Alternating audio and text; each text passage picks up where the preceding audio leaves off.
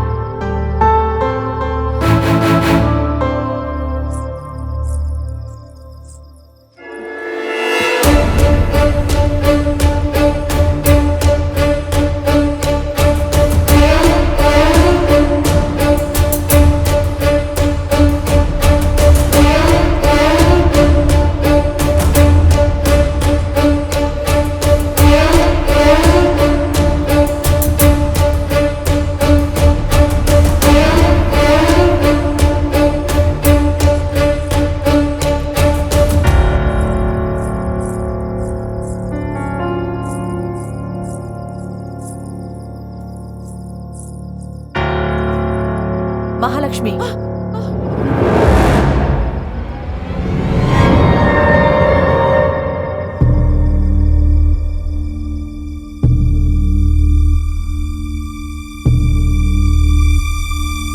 അമ്മായി അത് പിന്നെ എന്താ മോളെ നിന്ന് കളഞ്ഞത്? മാതാപിതാക്കളെ പറ്റിച്ച് പ്രേമിച്ചവരോടൊപ്പം പോകുന്ന ഈ കാലത്ത് ഞങ്ങളെയൊക്കെ എന്തിനാ വില വെക്കുന്നതല്ലേ? ഞങ്ങളോടൊപ്പം നീ ഉണ്ടാവൂന്ന് വിചാരിച്ചത് ഞങ്ങളുടെ തെറ്റാ മോളെ. ഇഷ്ടമില്ലാത്ത ഒരാളെ കല്യാണം കഴിച്ച് ജീവിതം മുഴുവൻ കഷ്ടപ്പെടുന്നതിലും ഭേദം ഇഷ്ടപ്പെട്ടവനോടൊപ്പം പോകുന്നതിൽ ഒരു തെറ്റുമില്ല മോളെ. ചെല്ലു മോളെ, സന്തോഷത്തോടെ പോയിട്ട് വാ. എന്താ നീ നിന്റെ അമ്മാവന്റെ ആത്മാഭിമാനത്തെ പറ്റി ചിന്തിക്കുകയാണ്? അതൊക്കെ എന്തിനാ? 2 ദിവസം തലകുനിഞ്ഞ് നടക്കേണ്ടി വരും, അല്ലാതെന്താ? നാട്ടുകാരെ നേർവഴിക്ക് നടത്തുന്ന മനുഷ്യൻ സ്വന്തം വീട്ടിലെ കുട്ടിയെ നേർവഴിക്ക് നയിച്ചില്ലെന്ന പഴി കേൾക്കും, അത്രയല്ലേ ഉള്ളൂ. എന്നാലും നീ സന്തോഷത്തോടെ ഇരിക്കുമല്ലോ. നിന്റെ സന്തോഷത്തിന്റെ മുന്നില് നിന്റെ അമ്മാവിന്റെ ആത്മാഭിമാനത്തിന് എന്താ വില? നിന്നോടൊന്ന് ചോദിക്കുക പോലും ചെയ്യാതെ വാക്കുറപ്പിച്ചതിൽ നീ അദ്ദേഹത്തെ തെറ്റിദ്ധരിച്ചിരിക്കുക. അദ്ദേഹം ഒരു വിഡ്ഢിയ മഹാലക്ഷ്മി. അദ്ദേഹം ഒരു പമ്പര വിഡ്ഢിയാണ്. സ്വന്തമായിട്ടൊരു കുഞ്ഞു പിറന്നിട്ടുണ്ടെങ്കിൽ നിന്നോടുള്ള സ്നേഹം കുറയൊന്ന് കരുതിയിട്ട് എന്റെ മാതൃത്വം തന്നെ നിഷേധിച്ച വിഡ്ഢിയാണ് നിന്റെ അമ്മാവൻ മോളെ. നാട്ടിലെല്ലാവരും ഗായത്രിക്ക് കുഞ്ഞുങ്ങളുണ്ടാവില്ലെന്നും പറഞ്ഞു പരത്തി നടന്നപ്പോഴൊക്കെ ആ വേദന മനസ്സിലിട്ട് മൂട് ഗായത്രി. പകരം മഹാലക്ഷ്മിയെ നിന്റെ നെഞ്ചോട് ചേർത്ത് പിടിക്കെന്നും പറഞ്ഞ വിഡ്ഢിയാണ് മോളെ നിന്റെ അമ്മാവൻ. അങ്ങനെയുള്ള ഒരാളെ ധിക്കരിച്ചു പോകുന്നതിൽ തെറ്റില്ല മോളെ. നിനക്ക് ധാരാളമായിട്ട് പോവാ, നീ പോയിക്കോ മോളെ. അമ്മായി എന്നോട് ക്ഷമിക്കണോ അമ്മായി? അമ്മായി എന്നോട് ക്ഷമിക്കണേ. ശിവനും നന്ദിയും ഒരമ്പലത്തിലാണെന്നും വെച്ച് രണ്ടാൾക്കും ഒരേ ശക്തിയാണെന്ന് കരുതിയാൽ അത് നിന്റെ മണ്ടത്തരാണ് മോളെ മഹാലക്ഷ്മി. ഓരോരുത്തരുടെയും ശക്തി വ്യത്യസ്തമാണ്.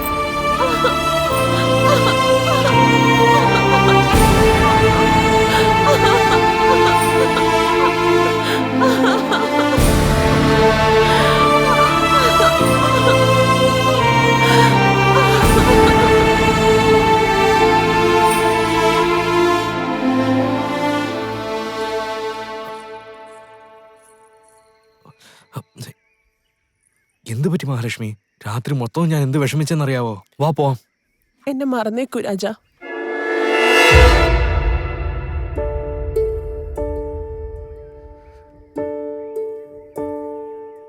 നീ എന്താ പറയുന്ന മഹാലക്ഷ്മി? നീ എന്താ സംസാരിക്കുന്നത്? നീ അറിഞ്ഞുകൊണ്ട് തന്നെയാണോ സംസാരിക്കുന്നത്? എന്റെ അമ്മാവൻ വാക്ക് കൊടുത്തു പോയി. ഇനി എനിക്ക് നിന്റെ കൂടെ വരാൻ പറ്റില്ല. ഇത് പറയാനായിട്ടാണോ ഇത്രയും ദൂരം വന്നത്? നീ വരുമെന്നോർത്ത് രാത്രി മുഴുവനും ഞാൻ കാത്തിരുന്നതാ മഹാലക്ഷ്മി. ഒരു പക്ഷെ നീ വരാണ്ടിരുന്നിരുന്നാൽ ജീവിതകാലം മുഴുവനും ഞാൻ ഇവിടെ തന്നെ കാത്തിരുന്നേനെ. പക്ഷേ എന്റെ കൂടെ വരില്ലെന്ന് പറയാനായിട്ടാണല്ലോ നീ ഇത്രയും ദൂരം വന്ന്. ഈ ലോകം തന്നെ എതിർത്ത് നിന്നാലും നീ എന്നെ വിട്ട് പിരിയത്തില്ലെന്ന് നീ എനിക്ക് വാക്ക് തന്നതാ. നിന്റെ അമ്മാവന് കൊടുത്ത വാക്ക് കാരണം ഈ ലോകത്തെന്നെ നീ തനിച്ചാക്കിയിട്ട് പോവാൻ പോവെന്നാണോ നീ പറയുന്നത് മഹാലക്ഷ്മി? ആരും ഇല്ലാണ്ടിരുന്നാലും സന്തോഷമായിട്ടിരുന്ന എന്റെ ജീവിതത്തിൽ നീ തന്നെ വന്നിട്ട് ഇത്രയും വലിയ വേദന തന്നിട്ടാണോ പോകുന്നത്? നിന്നെ ദൈവമായിട്ട് കരുതി ഹൃദയത്തിനകത്ത് അമ്പലം കെട്ടി എനിക്ക് നിന്റെ ഹൃദയത്തിൽ സ്ഥലമില്ലെന്ന് പറഞ്ഞ് എന്നെ പുറത്തയക്കുവാ. നീയാണ് എന്റെ ലോകം എന്ന് കരുതി ജീവിച്ച എനിക്ക് ഇനി ആ ലോകത്ത് നീ ഇല്ലെന്ന് കരുതി എങ്ങനെ എന്നെ കൊണ്ട് ജീവിക്കാൻ പറ്റും മഹാലക്ഷ്മി? എനിക്കൊരു സത്യം മാത്രം നീ പറ, ഞാനില്ലാണ്ട് നിന്നെ കൊണ്ട് ജീവിക്കാൻ പറ്റൂ? എന്റെ കൂടെ ഇരുന്ന് നീ സന്തോഷിച്ചിരിക്കുന്നു പറഞ്ഞതല്ലേ, അപ്പൊ അതൊക്കെ നുണയായിരുന്നു അല്ലേ? എന്നെ പ്രേമിക്കുന്നില്ലെന്നോ ഞാൻ ഇല്ലാണ്ട് നിന്നെ കൊണ്ട് ജീവിക്കാൻ പറ്റുമെന്ന് പറയൂ. നീ ആ വാക്ക് പറഞ്ഞ ഞാൻ ഇപ്പൊ തന്നെ നിന്റെ ജീവിതത്തിൽ നിന്ന് പുറത്തു പോവും മഹാലക്ഷ്മി. പറയും മഹാലക്ഷ്മി, സത്യം പറ. നിന്നോട് എനിക്ക് കള്ളം പറയാൻ പറ്റില്ല. നടന്നു കഴിഞ്ഞൊരു സത്യത്തെ തടുക്കാനും പറ്റുന്നില്ല. എന്നെ പിന്നെയും അനാഥനാക്കിയിട്ട് നീ കല്യാണം കഴിക്കാൻ പോവാണോ മഹാലക്ഷ്മി?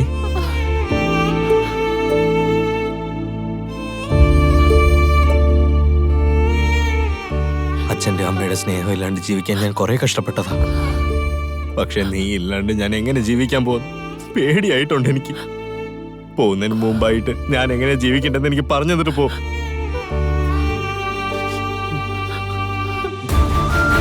മഹാലക്ഷ്മി,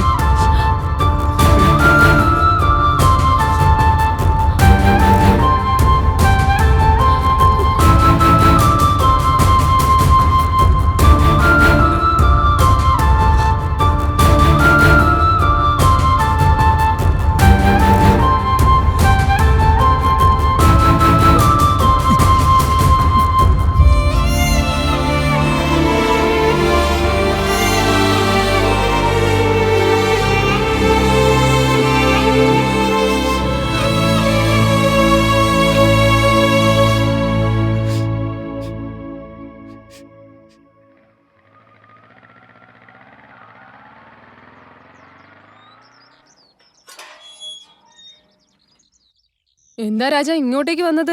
സാറിനെ ഒന്ന് കാണാനായിട്ടാ. അങ്ങനെയാണോ? പുറകിലത്തെ വാതിലിന്റെ അവിടെ ഉണ്ട്. ശരി ചേച്ചി.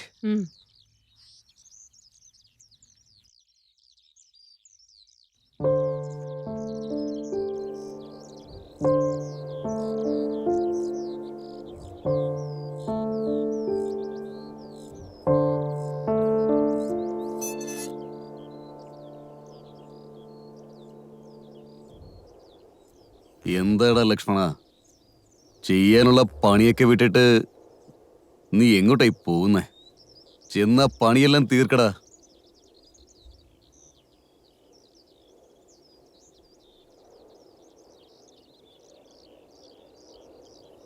വൈകുന്നേരം നമ്മുടെ ലോഡ് വണ്ടി ഇവിടെ വരുന്നുണ്ട്. കൂടെ ഇന്ന് കാര്യങ്ങളൊക്കെ ചെയ്തോണം കേട്ടല്ലോ.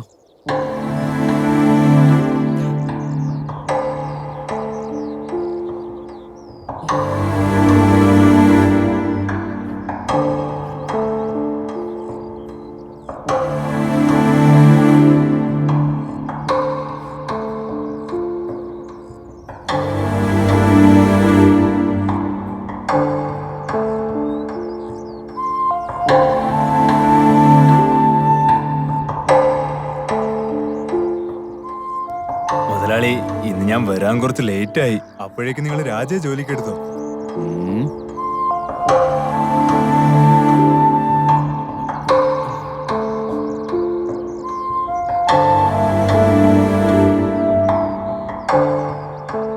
നീ ഇവിടേക്ക് വന്നിട്ട് എത്ര നേരമായി? ഞാനിപ്പോ വന്നേ ഉള്ളൂ മുതലാളി.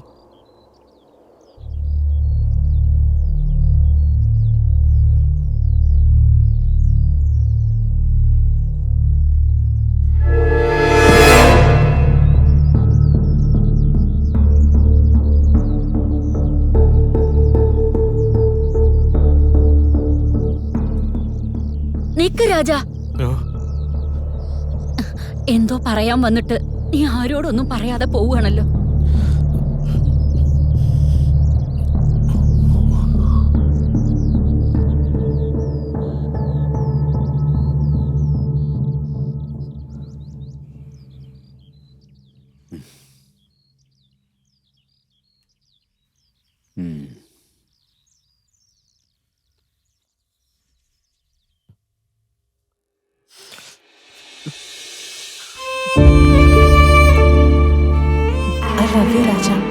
ഞാനിപ്പോ നിന്നെ സ്നേഹിക്കാൻ തുടങ്ങിയിരിക്കുക.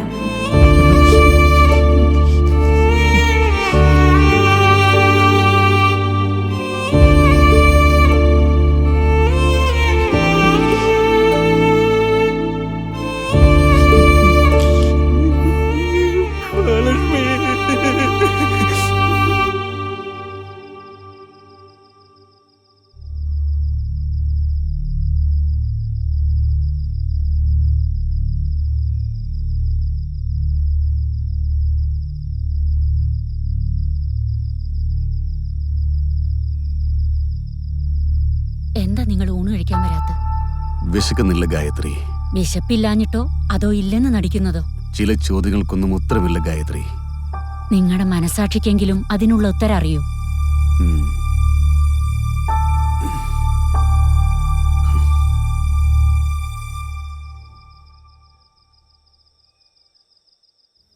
മഹാലക്ഷ്മിയെ അല്പം പോലും മനസ്സിലാക്കാതെ നിങ്ങൾ എന്തുകൊണ്ട് അവർക്ക് വാക്കുകൊടുത്തതെന്ന് ഞാൻ ചോദിക്കില്ല.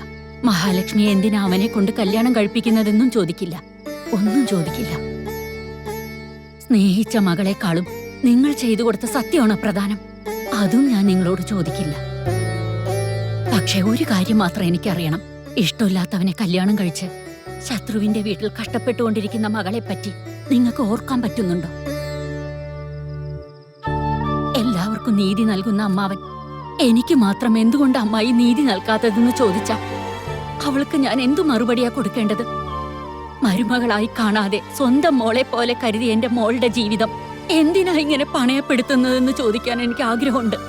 പക്ഷെ എന്നെ കൊണ്ട് ചോദിക്കാൻ പറ്റുന്നില്ല. നിങ്ങളെ ഒരു വാക്കുകൊണ്ട് പോലും എതിർക്കാതെ നിങ്ങൾ പറയുന്നത് അവൾ അനുസരിക്കും.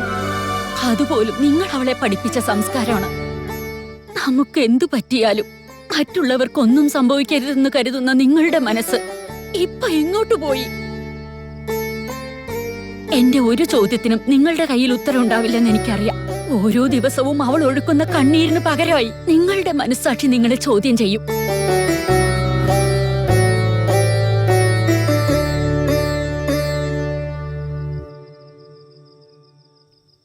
നീ ചോദിക്കുന്ന ചോദ്യങ്ങൾക്കൊന്നും എന്റെ അടുത്ത് മറുപടി ഇല്ലാതാകുന്നു ഗായത്രി. സൂര്യൻ ഉദിക്കുന്നത് കാണുന്നതിനേക്കാളും അസ്തമിക്കുന്നത് കാണാനാണ് കൂടുതൽ ഭംഗി. പക്ഷെ അവസാനിക്കുന്നത് ഒരാൾക്കും ഇഷ്ടമല്ല. അതുകൊണ്ടാണ് അത് ആരും ഇഷ്ടപ്പെടാതെ പോകുന്നത്. കാട്ടിലേക്ക് വനവാസത്തിന് പോയ രാമന്റെ ദുഃഖം മനസ്സിലാക്കിയ ജനങ്ങൾ ദശരഥന് കിട്ടിയ ശാപം മറന്നുപോയി ഗായത്രി. നമ്മൾ മനസ്സിലാക്കുന്ന അവസ്ഥ വരുന്നതിന് മുൻപ് തന്നെ നമ്മൾ അവസാനിച്ചു പോകും ഗായത്രി.